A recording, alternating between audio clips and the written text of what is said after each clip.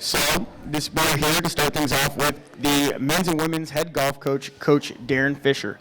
So just by starting things off, this is basically your introduction interview. Tell us about your background and what you got going on. Yeah, thanks again for having me. This is great. It's just really a dream come true job for me. I get to think about golf 24/7. So how can you go wrong there? In my previous jobs, I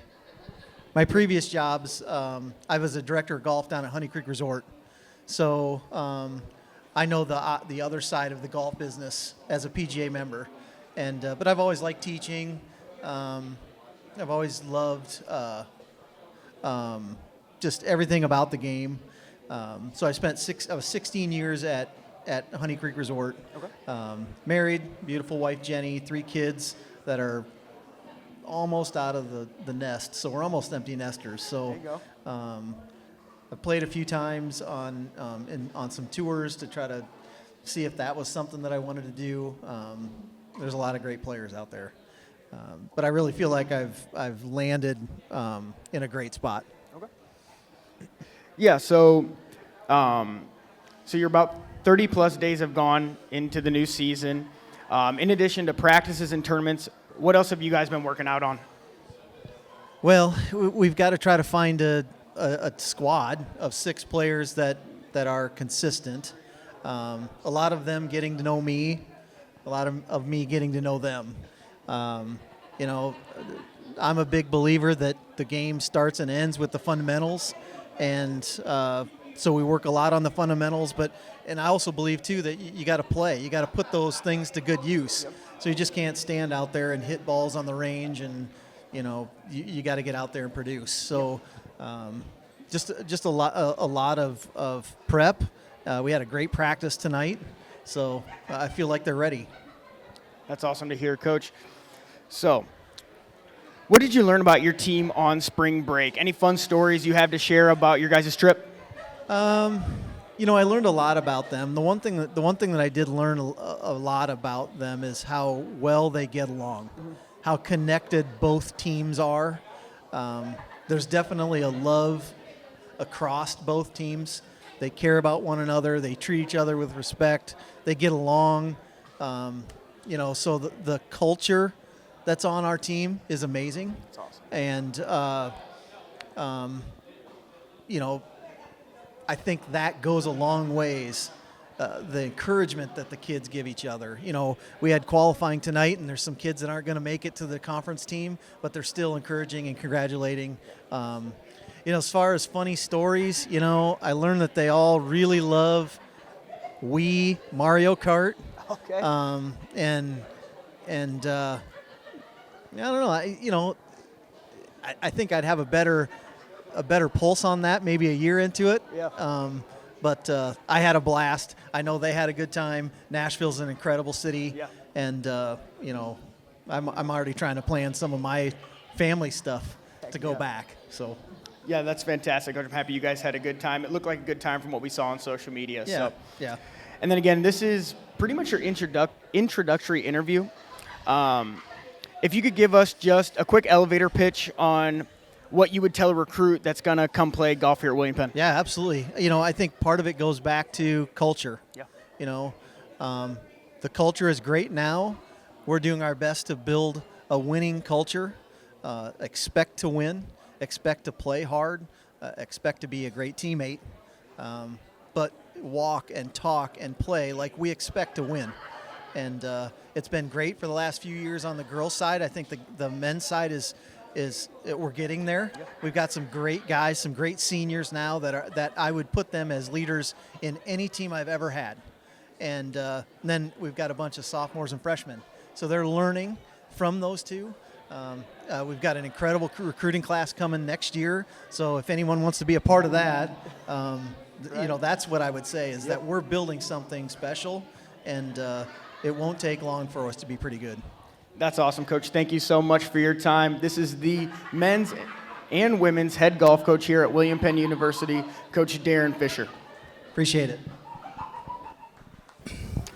And we are here with our second coach of the night. It is the head baseball coach, Coach Mike Laird. So, Coach Laird, First question we want to start off with for you is the offense has produced a ton of runs and has been hitting at a very high clip so far this season. Could you just talk to us about the lineup and what's coming with that offensive success? Well, we've got a lot of new guys that came in, a few transfers that fit in real nicely with our returning guys. We already had some guys that could hit that were here. I guess, average-wise, we're right up there. We're at 340 range, something like that. Something that has surprised me a little bit is our power numbers. Last year, I think we only had 26 home runs the entire season, and this year I think we're around 44, 45. So that's been a pleasant surprise, but our lineup has been, it's a pretty strong lineup. I'm pretty proud of that, and the guys have worked very, very hard, and I think we really try to do the right things at the plate as far as situational hitting, and I think it pays off. Yeah, absolutely, Coach. It's been really fun to watch this season, all the balls leaving the yard from a commentator standpoint, so it's helped me out. So going into this weekend, you guys have a 4-game set against Mount Mercy. What is the plan, and what does the preparation look like going into this weekend? Well, Mount Mercy's got a great team again, and they're tough. They're a lot tougher, I think, at their place. They play on turf. So I think that helps us a little bit that we're playing on, natural surface here. They are very fast. They've got 50-some stolen bases, I think, and they hit very well as well. Their pitching is very, very strong. They had a guy that was named Schwab, a left-hander. He may be the best lefty, probably in the conference. They do a lot of stuff. They pitch it. They've got a lot of depth coming out of the bullpen, which we probably don't, and that's probably leans in their favor. But I think we can hit with about anybody. We really need to play very, very well. We don't need to have a couple hiccups like we've had periodically that has resulted in us not finishing games. So we need to finish 4 games strong this weekend. Absolutely, Coach. And then we like to end our interviews with more of a personal question, and these are in collaboration with Wade and Steinlog, so he helps me get these for you. So you and your wife have trained dogs for years now. Can you talk to us about how you got into this field and what you enjoy about it? Well, technically, I don't train the dogs. My wife does. However, I love dogs. I've had dogs since, I can remember, growing up. I've always had dogs. And so we both really love dogs. And my wife's the one that gets all the credit for that. She shows dogs probably, in some cases, 2 or 3 times, weekends a month. Wow. And then there's periods where she doesn't. But she's great at that, and a lot of people look to her for advice, and she's been doing this since, before I met her. And so we've had an awful lot of dogs. I kind of hang out a little bit with, I love the dogs. We've had golden retrievers that have lived probably longer than almost any other golden retrievers around. So I think we take really good care of them. And they just get a piece of your heart. They're just, we love dogs. We do have a couple rescue cats. We call them stepsisters, and not that they really don't get along real well, but they're kind of entertaining too to have around with the dogs. Yeah, but it's an interesting household, but it's a lot of fun. Absolutely, Coach. Thank you so much for your time. This is Coach Laird, the head baseball coach here at William Penn. You can see them this weekend in a 4-game set on Saturday and Sunday versus Mount Mercy. Thank you. We are here with the head track and field coach, Coach V. So, Coach, just to start things out, we have not talked to you here on the Coaches Show since the outdoor season has started. Can you just recap the first couple of meets for us? Yeah. Oh. Hello? It's not on. It's still going? Okay, perfect. Do I even need this then? Yeah? Okay. There, now it's going. The outdoor season, the first couple meets, honestly, we're just thankful that we had some really good weather comparative to what Iowa weather can be. We did end up missing 1 meet this past weekend at Cornell. It was just too cold, and we didn't want to accidentally have one of our kids pull something or get injured. But we had a few qualifiers so far, West in the hammer throw and Ant in the triple jump, and Show in the 100-meter dash. So it's one of those things that even though they've qualified, we know that those 3 specifically are going to have some bigger numbers coming up here soon. And then we have quite a few that are sitting there just waiting for the right meet.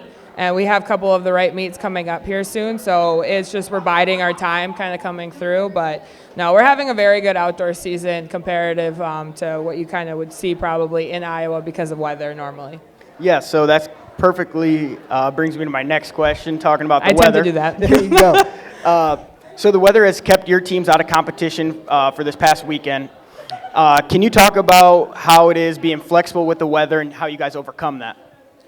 Yeah, we make sure we budget really, really well, and we fundraise. But at the same time, it's one of those things that we want to make sure our athletes get the best opportunity to compete. So we really try to make sure that we find meets that are in preparation for if it is really cold or we do have to cancel. Like last year, very first meet of the year was supposed to be at Grandview, and it was straight up snowing like 20 degrees. I was like, we're going to Missouri. I was like, that's going to be our first meet. That's what we're doing, just because I want to make sure our kids' season isn't cut short due to weather. You're naturally going to miss a meet or two. It happens. You can look across the board. It happens to everybody.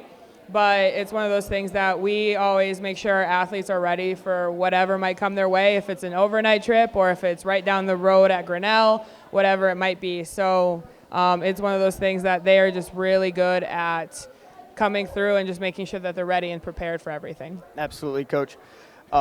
So perfectly talking about Grinnell, that brings me to my next one too. So I told you I'm really good at that. 2 for 2 now. So what are the goals and expectations of this weekend? We know you guys are splitting up between Drake and Grinnell, but what do those goals look like nonetheless? Honestly, our goals are always just to execute. Don't get me wrong, our kids are always talking about numbers or distances, whatever it might be. But you notice a lot of like our really strong athletes and individuals, they're focusing on the race or the throw or the jump, whatever it might be. And then the teammates are doing the same thing and following in each other's footsteps. And it's one of those things of it's just executing. For us, it's just executing. It might be conference nationals, whatever it might be, is genuinely just to execute because it's anybody's day where they can go out there and go jump a big jump, run a fast time, throw a big throw. But it comes down to who's going to be consistent, because consistency, you're going to have a really big pop-off versus just having a pop-off and never seeing it again.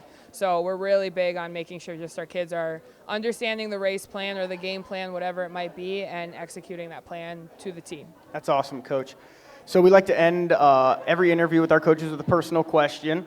So your personal question today is going to be, what do you like to do outside of coaching? What are some things you're looking forward to do as the weather shifts into more of the spring-summer season? Sleep. Sleep and some more sleep. Honestly, I really like to just drive around, like to travel. I have 3 dogs, so I just enjoy spending time with them, family, friends. But honestly, it sounds weird, but I genuinely want to make sure our team's getting the best version of themselves that they can coming into that fall. So it's recruiting, it's hosting camps, whatever it might be. I enjoy playing the piano as well, like watching TV. But I'm not going to lie, sleep is going to be the best thing that I could possibly get with my long days. So that is my favorite all-time thing to do. There you go. So a little no days off mentality mixed in with some sleep over your time Sleeping off. and lifting. That's literally what I am excited for in the summer. That's awesome. Thank you so much for your time, Coach V. That is the head track and field coach, Coach V. Thank you so much for your time. Yeah, of course. Thank you. Yep.